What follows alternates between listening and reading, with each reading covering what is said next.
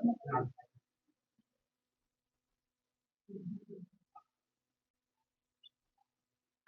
पहलगाम आतंकी हमले को 1 साल हो गया है और आज आज सुबह से वही सब चीज़ें याद आ रही थी कि कैसे उस दिन दादू ने पापा ने बात की थी, मुझे बताया था कि दिन अब यहाँ पे जाने वाला है और उसके बाद हमें एक फ़ोन पे एक खबर मिलती है और उसके बाद पूरी ज़िंदगी चेंज हो गई हमारी। ऐसे सोचने में तो लगता है कल का दिन था, लेकिन फिर वो हर दिन उस पेन के साथ रिलिव जब करते हैं, वो जो पेन की ग्रेविटी है वो इतनी ज़्यादा है कि एक-एक दिन गुज़ारना इतना मुश्किल था and specially for a daughter अपने माँ-बाप को उस सिचुएशन में देखना, मुझे नहीं लगता कि इससे बड़ा दुःख कोई होता होगा कि अपने माँ-बाप को इतना टूटता हुआ देखा मैंने और मैं चाहकर भी इस बारे में कुछ नहीं कर पाई और ना ही मैं कुछ कर सकती हूँ। लेकिन मेरी बस हमेशा यही कोशिश रहती है कि वो हमेशा हेल्दी रहे, अपने खान-पान का ध्यान रखे और जिन्हें की जो अच्छी मेमोरीज़ हैं मैं कोशिश करती हूँ कि मैं उन्हें याद दिलाती रहूँ और जिन्हें हम सबके दिल में कहीं न कहीं ऐसे ज़िंदा रहे और भावुक पल में अभी आप भावुक हो गए जब श्रद्धांजलि दी जा रही है। और दूसरा मेरा सवाल इस तरफ ये है कि कुछ ऐसी यादें जो उनकी साझा करेंगे। जी, बिल्कुल it was an emotional moment obviously my hands were trembling जब मेरे को मैच स्टिक से लाइट करने के लिए कहा गया कैंडल। वो हिम्मत ही नहीं जुटा पाते हैं हम लोग ना अंदर से। पर आप कह रहे थे कि कोई याद करते हाँ जी, कोई यादें मैं यही कहूँगी कि विनय विनय के लिए सबसे पहले वो उसके लिए नेशन आता था। वो उसके लिए देश से बड़ा कुछ नहीं था। उसका बचपन से एक ही सपना था कि आर्म्ड फोर्सेस जॉइन करना है और देश के लिए कुछ करना है। And and the way he got martyred कहीं न कहीं मेरे को लगता है कि इट वाज़ जी, आप भी अब एक सरकारी डिपार्टमेंट में जॉब कर रही है, तो वहाँ पर लोगों को समस्या आती है, तो आप किस तरीके से उनकी मदद करने का प्रयास करेंगे ताकि वो एक जीने का जो सपना है इंसानियत वाला, दयालु वाला, वो आप भी पूरा कर सकें? हाँ जी, जैसे कि मैंने बोला कि विनय के लिए नेशन सबसे फर्स्ट आता है और हम सभी के लिए और हमारी सबसे पहले कोशिश यही रहनी चाहिए कि हम अच्छे नागरिक बने, अपने देश को का सुधार करें, उसको ऊपर लेकर जाए। तो जिस भी पोज़ीशन पे मैं हूँ, मेरा हमेशा एंडेवर यही रहता है कि मैं मैक्सिमम से मैक्सिमम लोगों की हेल्प कर सकूँ अपनी कैपेसिटी में। मेरी हमेशा यही ऐसा एम रहा मेरे का जो अब उसको पूरा किया जा सके, उसे उस रूप में श्रद्धांजलि दी जा सके, क्योंकि फादर साहब कह रहे थे कि जी, इनफैक्ट मैं अपील भी करना चाहती हूँ कि कोई ऐसा मेडिकल इंस्टीट्यूशन या ऐसा कोई एजुकेशनल इंस्टीट्यूशन डिस्ट्रिक्ट लेवल का या फिर स्टेट लेवल का ताकि उसका नाम विनय के ऊपर रखा जाए। ये एक तरीके से विनय के लिए हम श्रद्धांजलि होगी हमारी तरफ से करनाल की तरफ से, हरियाणा की तरफ से। उसके नाम को ज़िंदा रखेंगे और उसके नाम पर अच्छी जो भी फॉर एग्ज़ाम्पल मेडिकल इंस्टीट्यूट का नाम रखते हैं, तो फिर और हम लोग ब्लड डोनेशन कैंप भी ऑर्गेनाइज़ कर रहे हैं। I want to make an appeal to everyone who will be hearing this कि 1st ऑफ मई को हम विनय के नाम पे एनुअली ब्लड डोनेशन कैंप रखेंगे और the details will be shared soon. आतंक को खत्म करने के लिए कुछ ऐसी मैं कहूँगी ऐसी बीमारी है जो कि देश को नहीं पूरे के पूरे विश्व को खा जाएगी। तो इसको हम लोग को अप्रूट करना है, इसको इसकी जड़ों से खत्म करना है।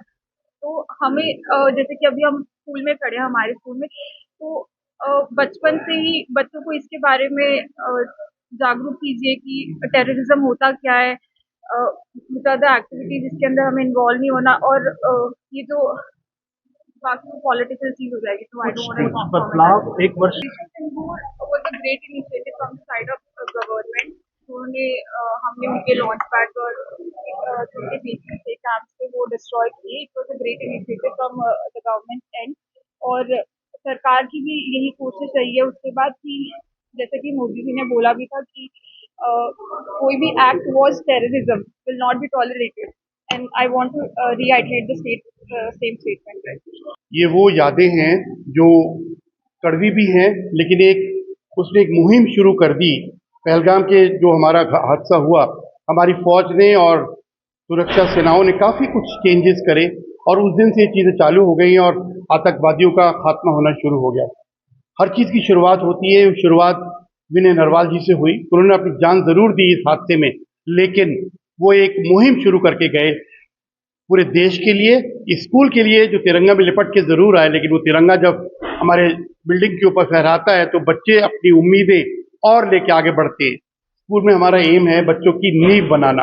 नींव तो बन जाती है, नींव के साथ चाहे वो आर्मी ऑफिसर बने, नेवी में जाएं, एयरफोर्स में जाएं या आईएएस ऑफिसर बने, ये उनके ऊपर। सिर्फ हम लोग इतना करते हैं और वो नींव ये इंश्योर करती है जितनी बुनियाद मजबूत होगी उतना ही बच्चे का कैरियर मजबूत होगा। विनय के बारे में कुछ बताना चाहेंगे, कब से आ, स्कूल विनय, उनका जन्म 1998 में हुआ था और 2002-3 में वो स्कूल में नर्सरी में उन्होंने एडमिशन लिया था।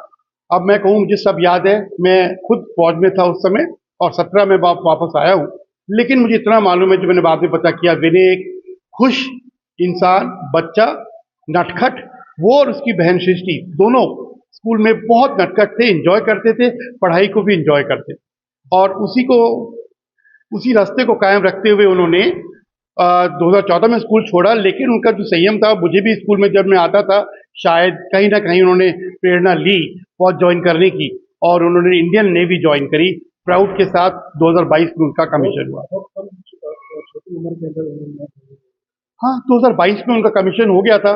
अब देखिए 98 में पैदा हुए और 2022 में उनका कमीशन भी हो गया और मुझे पूरा विश्वास था ऐसा बच्चा, होनहार बच्चा, जीवन में वो बहुत ऊंची रैंक तक जाता। लेकिन उसका समय आतंकवादियों ने कट शॉर्ट जरूर कर दिया, लेकिन वो मुहिम जो चालू करके गया, देश का भला हुआ है। कैसे देख रहे हैं सरकारों ने जो है काफी ध्यान दिया है। देखिए कि कोई ना कोई बहाना जरूर बनता है।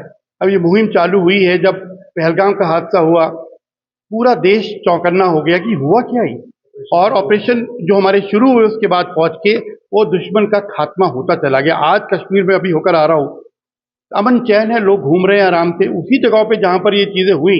आज सब लोग खड़े हुए, इंडियंस डरते नहीं है कभी। हादसा हुआ ठीक है, उसको अभी भी लोग, जब मैं वहां पर गया पहलगाम, मैंने पूछा लोगों से कि आपके बारे इसके बारे में पता है, आपको डर नहीं लगा यहाँ आते हुए?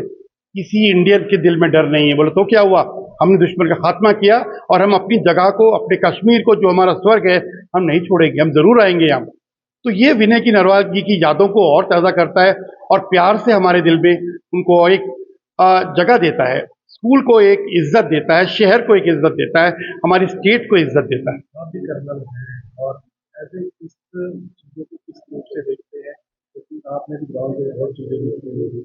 मैं सिर्फ इतना कहूंगा, जो हमें सिखाया जाता है, ट्रेनिंग दी जाती है दुश्मन को मारने के लिए, दुश्मन को मार के हम आगे बढ़ते हैं। लेकिन जब इस शतरंज के खेल में जरूरी नहीं है कि हमेशा दुश्मन ही मारा जाए, कई बार खुद को भी गोली खानी पड़ती है। तो वही इस बच्चे के साथ हुआ।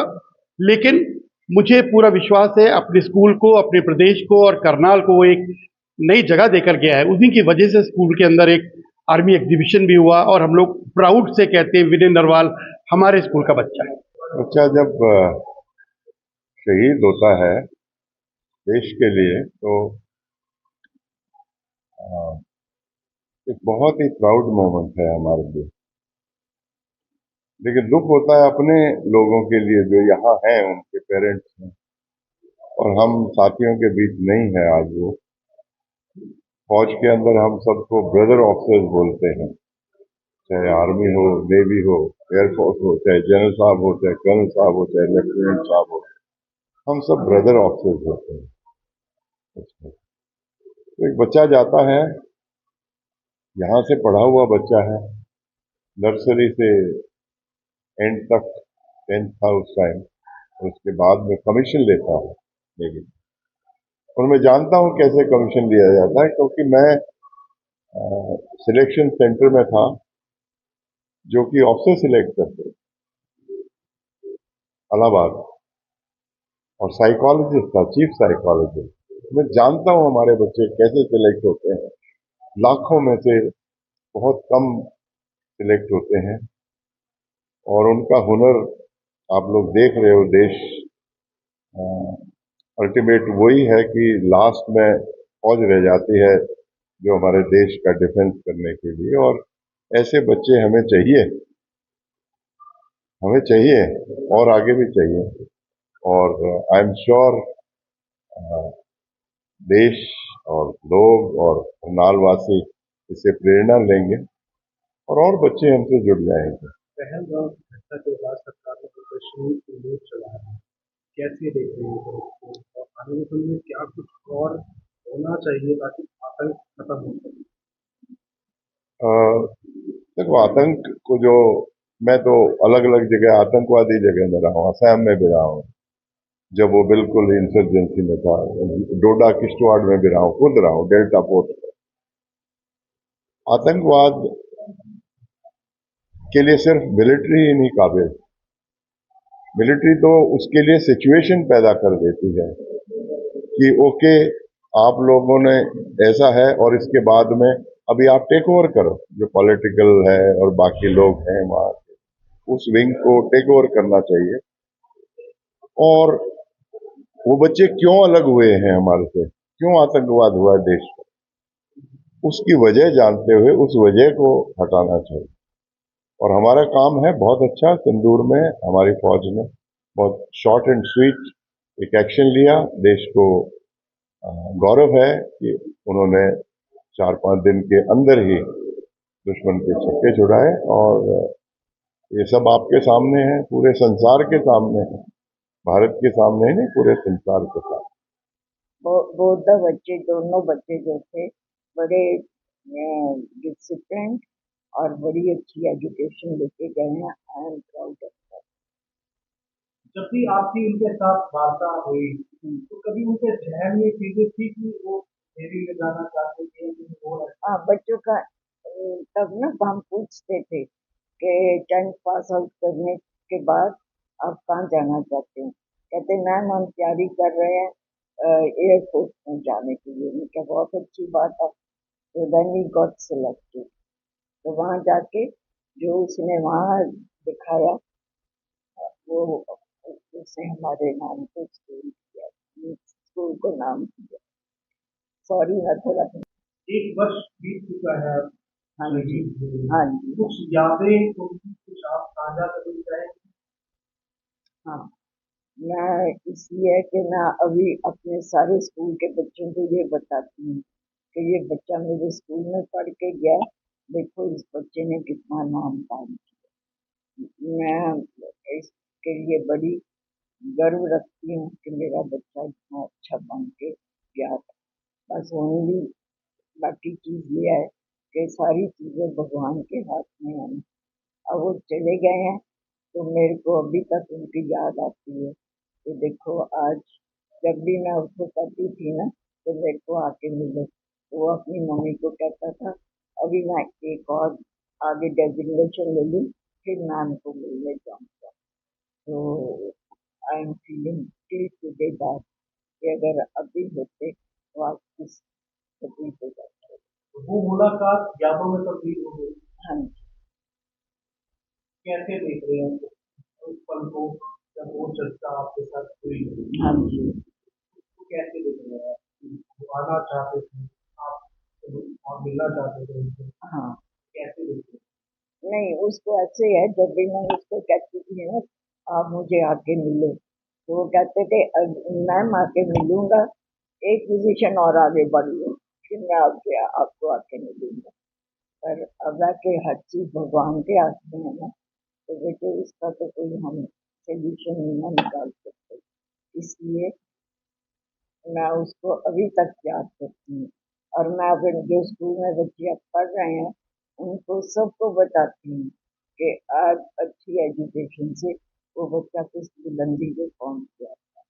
तो मेरी रिक्वेस्ट है कि आप इससे, मैंने फोटो लगाई हुई है उसके स्कूल में, आप लोगों को बच्चों को दिखाने के लिए कि आप भी ऐसे बन के दिखाओ और आगे बढ़ो, ताकि मैं आई फील प्राउड के भी, मैं प्राउड को क्या कहते, गर्व लूँ कि भी मैंने इतना अच्छा। और मेरा कोई दिमाग में ये चीज नहीं है कि मैं पैसा कमाऊँ। मेरा मेन एम स्कूल चलाने का बच्चों को अच्छी शिक्षा देने का है, ताकि बाहर जाने के उनका एक अच्छा भविष्य हो। स्कूल की ओर से प्रबंधक स्कूल प्रबंधक की ओर से बॉल भी आती है यादगार हाँ जी, यूनिफॉर्म हो क्या क्या आप यादों से ये जो है वो हमारे स्कूल में जो जमा हो गई है राशनिंग के बाद, तो अब वो बच्चे की हमने यूनिफॉर्म स्कूल में अपनी याद के लिए रखी हुई है, तो बच्चा हमारे स्कूल में पढ़ते हैं